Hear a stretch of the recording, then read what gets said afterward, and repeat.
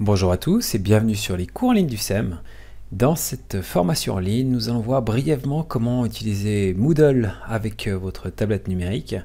Dans un premier temps, nous allons voir en effet comment vous connecter à l'application, puis nous verrons quelques petites fonctionnalités de base. Donc une fois que vous avez téléchargé et installé l'application, vous devriez vous retrouver sur la page d'accueil qui vous dit d'inscrire votre site. Donc pour ce faire, le plus simple, c'est que vous jetez un œil du côté de votre navigateur. Voilà, ici je suis passé de ma tablette à mon ordinateur. Je vais donc, ici je suis sur l'espace école, je vais dans Moodle apprentissage. Et je vois que tout en haut à gauche, j'ai mon adresse qui s'inscrit. edu.ge.ch/Moodle. C'est donc cette adresse que je vais saisir dans Moodle. Voilà, de retour donc sur ma tablette dans Moodle. Je vais rentrer cette adresse ici.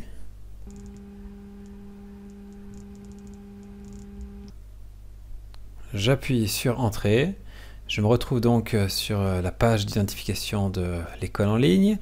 Je vais ici cliquer dans la partie gauche et tout simplement saisir mon identifiant.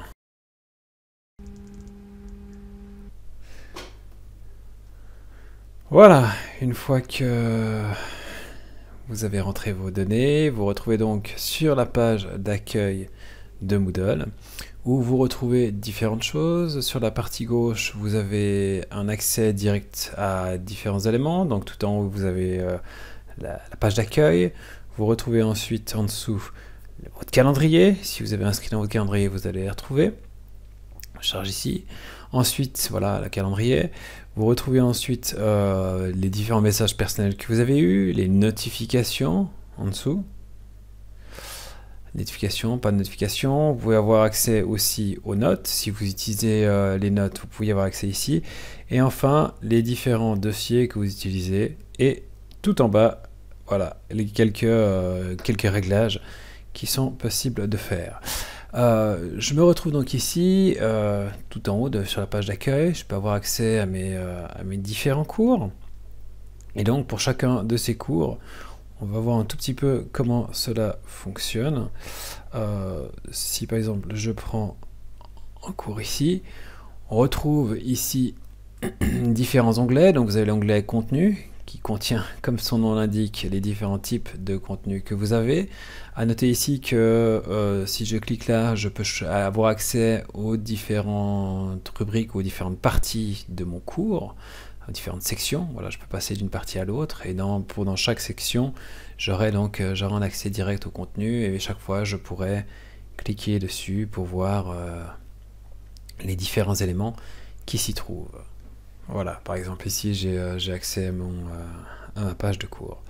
Vous avez également accès aux participants, différents participants de vos cours, aux notes qu'ils ont eues, à leurs compétences, aux différentes annotations.